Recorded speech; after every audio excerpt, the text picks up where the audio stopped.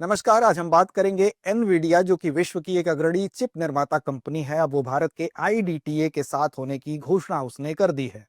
तो आज इस विषय के अंतर्गत हम ये समझेंगे कि इस घोषणा के क्या मायने हैं और साथ साथ भारत के लिए ये कैसे महत्वपूर्ण है। तो चलिए चर्चा की शुरुआत करते हैं और समझते हैं, जानते हैं एनवीडिया क्या है, आईडीटीए क्या है, दोनों के साथ होने से क्या भारत के ऊपर असर पड़ेगा, किस सेगमेंट से संबंधित है। तो एनवीडिया और इंडिया डीप टेक अलायंस अब एक साथ आए हैं, खबर हमारी यही है।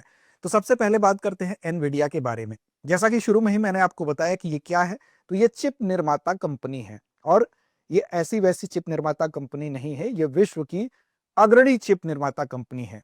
चिप निर्माता कंपनी का मतलब जैसे जीपीयू होता है, जिसको ग्राफिक्स प्रोसेसिंग यूनिट कहते हैं, ये उसका निर्माण। ये क्या होता है, तो इसको ब्रेन के तौर पर जो आजकल हम एआई का इस्तेमाल करते हैं, तो उसमें जिस चिप का इस्तेमाल होता है उसको जीपीयू, वहां पर काफी उसका इस्तेमाल होता है, इसको ब्रेन के रूप में जाना जाता है। अब आईडीटीए जो कि इंडिया डीप टेक अलायंस है, उसके साथ इसने आने की घोषणा की है। अब उन्नत तकनीकी और स्टार्टअप्स को बढ़ावा मिलेगा, ऐसी संभावना जताई जा रही है। अगर भारत में बात करें तो यह घोषणा इस समय हुई है जिस समय भारत ने हाल ही में इस दिशा में आगे बढ़ने के लिए कुछ घोषणा हाल ही में की थी। जैसे भारत ने आरडीआई स्कीम की घोषणा की थी, जिसके तहत 12 बिलियन डॉलर जो है वो निवेश होने की बात कही गई थी और भारत को यह कहा गया था कि टेक्नोलॉजी और इनोवेशन के कैपिटल में तब्दील किया जाएगा। तो भारत के जो रिसर्च डेवलपमेंट इनोवेशन जो स्कीम है, उसकी घोषणा के समय ही एनवीडिया जैसी शीर्ष कंपनी जो चिप निर्माण करती है, उसका भारत के आईडीटीए के साथ यानी कि इंडिया डीप टेक अलायंस के साथ जुड़ना, यह एक सकारात्मक कदम के रूप में देखा जा रहा है। अब इसके अलावा हाल ही में पीएम ने यह भी घोषणा की थी कि एआई इंपैक्ट समिट 2026 में आयोजित किया जाएगा। तो ये सारी चीजें एक सकारात्मक खबर के रूप में इसको देखा जा सकता है। अब इंडिया डीप टेक अलायंस, सबसे पहले इसको जान ले, इंडिया डीप टेक अलायंस क्या है। तो देखिए, इंडिया डीप टेक अलायंस अस्तित्व में कब आया, तो ये अस्तित्व में आया था सितंबर 2025 में। क्या हुआ था सितंबर 2025 में, तो सितंबर 2025 में विशेष कुछ हुआ होगा तभी ये अस्तित्व में आया। तो देखिए, सितंबर 2025 में हुआ था सेमिकॉन इंडिया, और सेमिकॉन इंडिया को सेमीकंडक्टर एंड इलेक्ट्रिकल इकोसिस्टम और साथ साथ इंडिया सेमीकंडक्टर मिशन, इन्होंने मिलकर आयोजित कराया और उसी समय इसका अस्तित्व में आना हुआ, यानी कि इंडिया डीप टेक अलायंस अस्तित्व में आया। इसका उद्देश्य क्या है, तो इसका उद्देश्य है कि भारत में डीप टेक स्टार्टअप्स को फंड और तकनीकी सहायता प्रदान करना, यानी कि भारत में हम जो इनोवेशन है उसके दिशा में बढ़ते हुए जो स्टार्टअप है उसको बढ़ाने के लिए, निवेश के लिए वहां पर फंड भी देंगे और साथ साथ टेक्निकल भी उसको सपोर्ट किया जाएगा। अब ये क्या है, तो ये कोई सरकारी संस्था नहीं है। ये क्या है, तो ये उद्योग प्रेरित समूह है, यानी कि इंडस्ट्री लेड कंसोर्टियम है।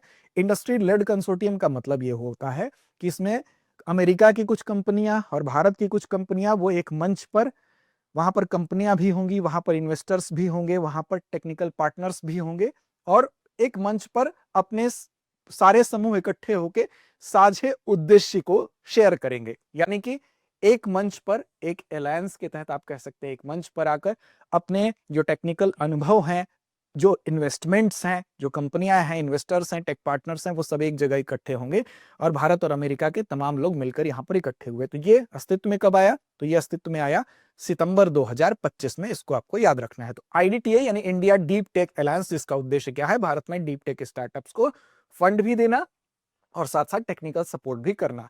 तो ये इसका लेवल आप समझ गए कि ये भारत में काम करती है और भारत को जैसा कि उद्देश्य है कि उन्नत तकनीकी और स्टार्टअप्स को बढ़ावा देते हुए इसको भारत को टेक्निकल इनोवेशन कैपिटल के रूप में तब्दील करना, उसी उद्देश्य से ये अस्तित्व में आया है। अब देखिए, एनवीडिया की जहां तक बात है, एनवीडिया इसमें कैसे भूमिका निभा सकता है, इसको समझने की जरूरत है।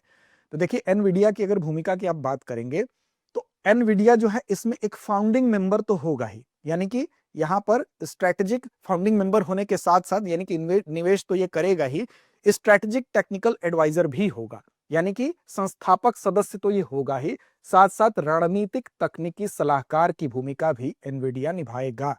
कैसे निभाएगा, तो चूंकि इस फील्ड में जो एनवीडिया है वो एक अग्रणी कंपनी तो है ही, साथ साथ इसमें लीडिंग रोल में है, तो तकनीकी ज्ञान इसके पास ज्यादा है। इस तकनीकी ज्ञान का फायदा यहां पर मिलेगा। साथ ही साथ जो पॉलिसी में सुझाव, जो भी पॉलिसी मेकिंग होगी उसमें सुझाव देने का काम ये करेगा, क्योंकि ये ग्लोबल लेवल पर एक लीडिंग कंपनी है। अब जो भी एआई प्लेटफॉर्म होते हैं उसमें जो जीपीयू सिस्टम होता है, उस जीपीयू सिस्टम में जो डेवलपर टूल्स होते हैं उनका उपयोग किस तरह से किया जाए, उनको किस तरह से ट्रेंड किया जाए लोगों को, इसको सिखाने का काम ये करेगी एनवीडिया आईडीटीए के लिए।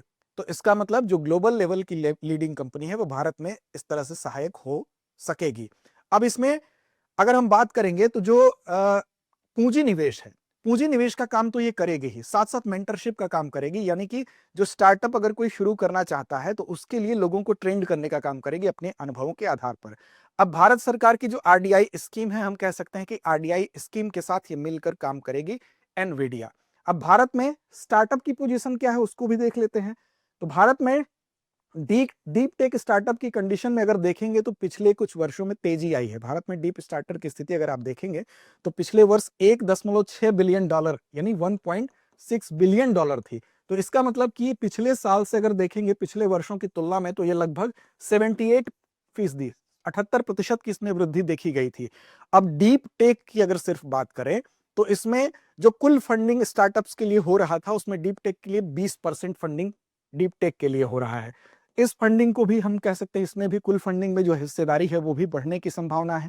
यानी कि जो एआई हो गया, जो सेमीकंडक्टर्स हो गए, ठीक है, इसके अलावा सेमीकंडक्टर्स हो गए, इसके अलावा आप रोबोटिक्स के क्षेत्र में हो गया, इन क्षेत्रों में क्या होगा कि जो निवेश है, कुल फंडिंग है वो बढ़ने की संभावना है। ड्रोन हो गया, रोबोटिक्स हो गया, कंप्यूटिंग हो, क्लाउड कंप्यूटिंग, क्वांटम कंप्यूटिंग हो गया, इन क्षेत्रों में ये सारे क्षेत्र क्या है, ये डीप स्टार्टअप है। अब इसमें निवेश की संभावना बढ़ेगी, यानी कुल फंडिंग में अभी जो इसका प्रतिशत है 20% है वो बढ़ने की संभावना है।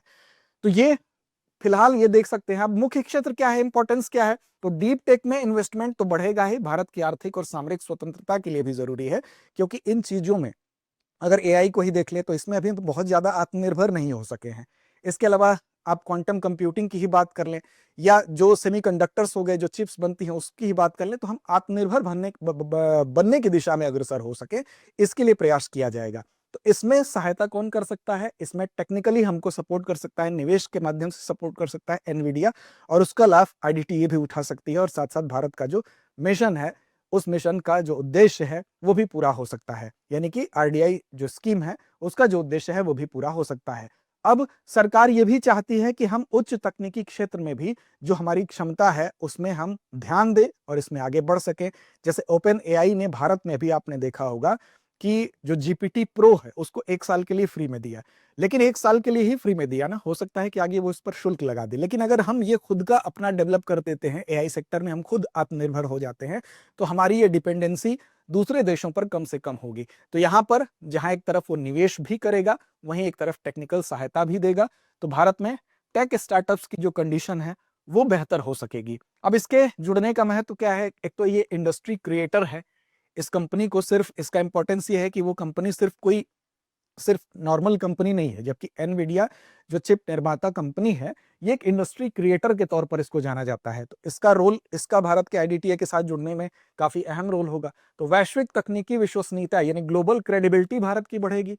भारत के जो देश अगर विश्व की सबसे लीडिंग कंपनी के साथ भारत की कोई संस्था, कोई कंपनी, कोई सेक्टर मिलकर काम कर रहा है तो विश्वसनीयता, क्रेडिबिलिटी बढ़ाने का काम करेगा। उन्नत एआई इंफ्रास्ट्रक्चर जो है वो डेवलप हो सकेगा, यानी कि जीपीयू सर्वर हो गया या डेवलपर टूल्स हो गया, उन तक हमारी पहुंच आसान होगी, चाहे वो टेक्निकली कह ले, चाहे वो निवेश के माध्यम से स्ट्रक्चरली कह ले। भारतीय स्टार्टअप्स को अंतरराष्ट्रीय नेटवर्किंग और निवेश के अवसर भी मिलेंगे। अगर हम अपने आप को इतना सक्षम कर लेते हैं तो डीप टेक ग्रोथ हमारी तेज होगी और ग्लोबल इनोवेशन हब के रूप में भारत डेवलप होगा, जिससे कि क्या होगा, जिससे भारतीय स्टार्टअप्स को अंतरराष्ट्रीय नेटवर्किंग और निवेश के अवसर और ज्यादा फ्यूचर में बढ़ने की संभावना हो सकती है। तो ये इसके जुड़ने के इंपॉर्टेंस है। अंत में बारी अभ्यास प्रश्न की आती है और इसकी जिम्मेदारी हमेशा की तरह आप पर हम छोड़ेंगे। अभ्यास प्रश्न क्या है, इंडिया डीप टेक अलायंस यानी आईडीटीए की शुरुआत कब हुई थी, आपको बताना है। जुलाई 2024, सितंबर 2025, जनवरी 2023 या फरवरी 2026। तो इस प्रश्न का जवाब कमेंट बॉक्स में दीजिए। लड़ते रहिए, अपने लक्ष्य की ओर बढ़ते रहिए। अब एग्जाम की तैयारी को और बेहतर करने के लिए हमारे चैनल को लाइक, शेयर और सब्सक्राइब करना ना भूलें।